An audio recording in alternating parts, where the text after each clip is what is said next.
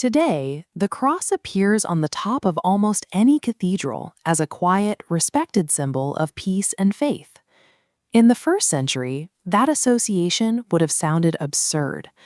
The Roman Empire engineered the cross to be a brutal instrument of state terror. The Roman writer Cicero, who died about 50 years before Jesus was born, documented the specific visceral disgust associated with this practice. Cicero explicitly instructed Roman citizens to keep the very mention of a cross far away from their minds, eyes, and ears. In his view, it was too shameful to even think about. Roman law reserved this punishment exclusively for the lowest tiers of society. It was the ultimate tool for crushing slaves, rebels, and the most hated enemies of Rome. Because of this reality, the cross stood as a symbol of intense disgust. In the ancient worldview, it was the absolute last object anyone would ever associate with divine salvation. At the time, Jewish communities were looking for a Messiah, but they expected a conquering king who would physically drive out the Roman occupation.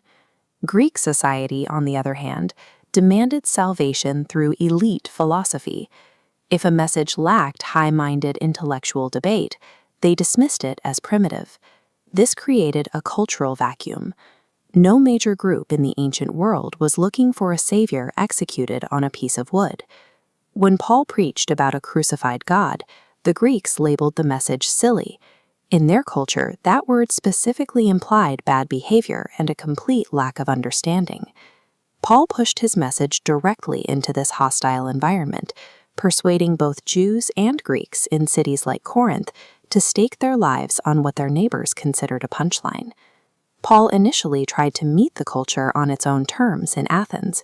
Here, he attempted to win over the elite with sophisticated reasoning.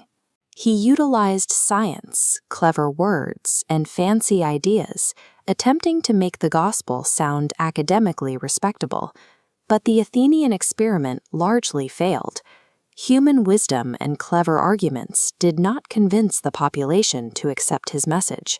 Following this, Paul traveled to Corinth, a city defined by its immense pride and self-proclaimed intellectual superiority. Knowing his audience, Paul made a radical strategic pivot.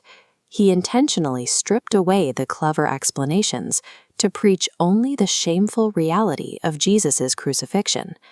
Paul realized that human cleverness often obscures the true power of God's message, leading him to abandon conventional debate tactics for something more direct. Paul contrasts two systems. Human wisdom is a complex maze. Human logic often leads to spiritual dead ends. If God used human intellect to save us, people would take the credit. To bypass this pride, God selected the most shameful event to pay for sin.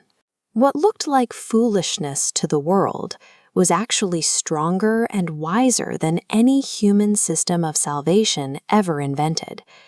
The cross functions as both a perfect mechanism for forgiveness and a stark tool designed to dismantle human arrogance. God deployed the crucifixion as an intentional masterstroke to outsmart human systems of power. This ancient tension still exists today. Modern people often rely on their own intellect, wealth, and self-sufficiency to solve their deepest problems. But the barrier to entry remains unchanged. Accepting the message of the cross requires the total surrender of personal pride. Paul understood from personal experience that when a person finally accepts this gift of love, a change happens in the heart that logic alone cannot produce.